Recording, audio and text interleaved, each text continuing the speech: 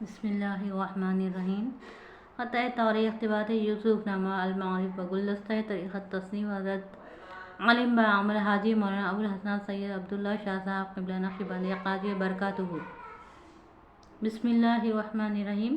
ہے حقیقت میں یہی بس حمد یار یاد تو اس کے کرے لیل و نہار ہے یہی تشریف و تکریم خدا حکم پر اس کے کرے جاں کو فدا قصے ہوئے نعت ختم المرسلین جس بذات پاک رب العالمین رونق گلزار محبوبی ہے وہ عشق کے پادار کی خوبی ہے وہ. اے اللہ اے ہمارے محبوب اے ہمارے مخلوق آپ کی گنتی بے گنتی نعمتیں آج سے نہیں پیدا ہونے کے بہت پہلے سے ہم کو عطا ہو رہے ہیں. ہم نسیم منسیہ تھے ہم کو آپ نے اپنے ہاتھوں سے بنایا دنیا میں آنے کے لیے. جب ہم پر طرح طرح کے عقاب آ رہے تھے اس وقت آپ ہی ہماری حفاظت فرما رہے تھے. آپ ہی کی آنکھوں کے سامنے آپ ہی کے ہاتھوں میں کیا سے کیا ہوتی ہے. جب ہم نے زمین پر قدم رکھا تو کیا دیکھتے ہیں کہ ہمارے لیے آپ نے لذیذ اور خوشگوار غذا ماں کے سینے میں تیار کر رکھا ہے. آپ کی کریمی کے صدقے ہم سے زیادہ آپ کو ہمارا خیال ہے. جب ہم دنیا کی ہوا کھانے لگے تو ہم کو طرح طرح کی تعلیمات کا بغور مطالعہ آنے لگے تو ضرورتیں پیش آنے لگی جو اور مخلوق کو بھی ہوتی ہے. مگر ہماری ضرورتیں پوری ہونے کے لیے آپ نے وہ انتظام فرمایا جو دوسری مخلوق کو نصیب نہیں. ہم آپ کی کس کس احسان کو یاد کریں. جیسے آپ ہماری ضرورت کی چیزیں ہمارے لیے تیار کر دیے ہیں ایسا ہی ان چیزوں کو بھی جن کی ضرورت نہیں پڑتی بلکہ وہ صرف ہماری زینت اور رونق میں کام آتی ہیں وہ بھی ہمارے لیے تیار فرما دیے ہیں. آپ کی تمام نعمتوں سے افضل بادشاہ اعلی عشق کی نعمت ہے. اسی نعمت سے انسان ہے ورنہ وہ پھر حیوان کا حیوان ہی ہے. عشق را ناظم کی یوسف را پباز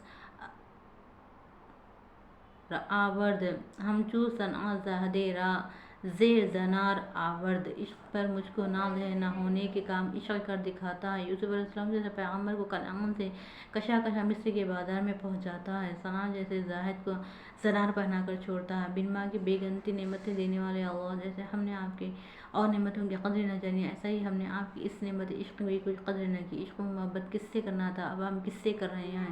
دنیا کی ہر چیز سے ہم کو محبت ہے نہیں تو آپ سے.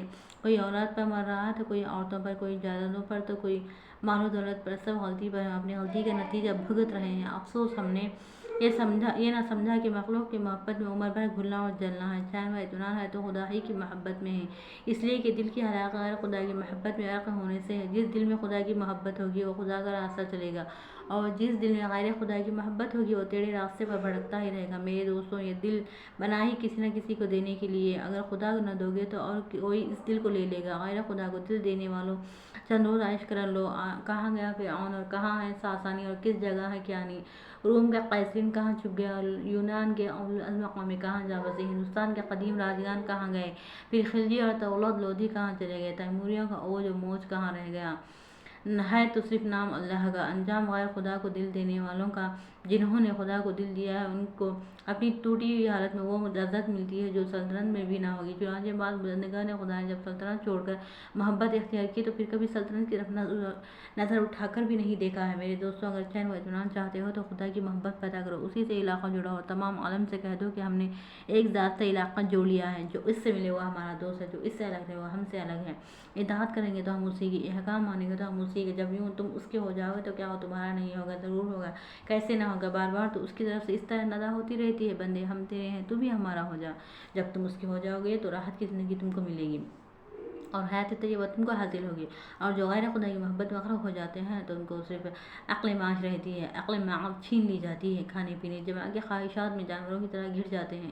جسمانی لذات کی ظلمات میں رات دن پھنسے ہوئے رہتے ہیں. درندہ پن کی عادت ہو جاتی ہے. جس چیز کی وجہ سے انسان کے ایک عالم میں دھوم مچی ہے وہ دل ہے.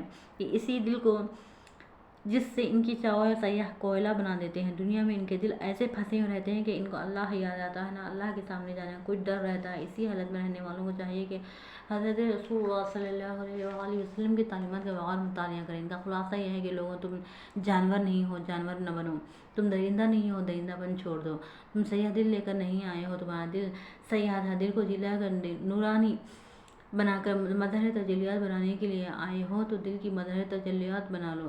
سوچو خوب سوچو. ایک کھلی ہوئی بات ہے کہ جس محبت کا محبوب باقی و محبوب باقی، اس کا محب باقی، اور فانی محبوب کا عشق فانی ہوتا ہے، فانی عشق کے ساتھ عاشق بھی فانی، معشوق بھی فانی، اور اس فانی عشق کا انجام حرمانی ہوتا ہے۔ ذرا مجنوں کو دیکھو، لیلا کا عاشق ہوا، چھوٹی سی عمر میں لیلا کی عشق کی آگ مجنوں کے سینے میں بڑھ گئی، ہمیشہ سرگرداں رہا، عمر بھر لیلا لیلا پکارتا رہا، اور کبھی ریت کو کاغذ انگلی کو قلم بنا کر لیلا کا نام لکھا کرتا تھا۔ کسی نے اس سے پوچھا، مجنوں یہ کیا کر رہے ہو؟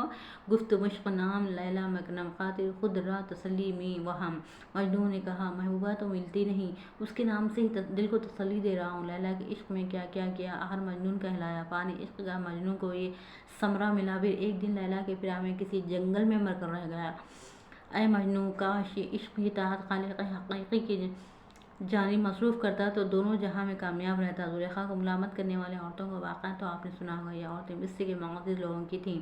یوسف علیہ السلام کو دیکھ کر ان کے عشق میں پاگل ہو گئیں، کوئی پاگل خانے میں جا کر مری، کوئی مصر کی گلی کوچے میں یوسف یوسف پکارتی ہوئی مری، سب کے سب دنیا سے کھو گئیں۔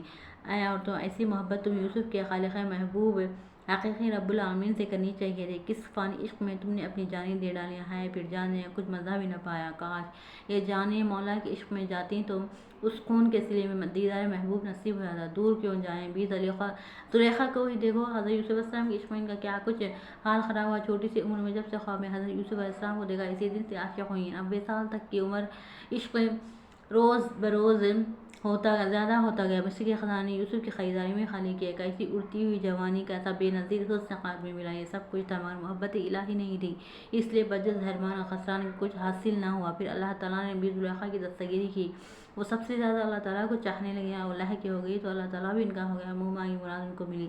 اب اس اجمال کی تفصیل سنیے۔ ہے یہ وہ دلکش خدائی داستاں محو حیرت جس سے ہیں پیر و جوان، اس کو سننا ہے اگر اے دوستوں، دونوں ہاتھوں سے کلیجہ تھام لو، اشک آنکھوں سے رواں ہوں گے ضرور، باقی دے گا تم کو رب غفور۔ تو ناظرین و سامعین، ہم جو ہے اس تفسیر کا مطالعہ انشاءاللہ اگلی ویڈیو میں کریں گے، ہمارا انتظار کیجیے گا۔ خدا حافظ۔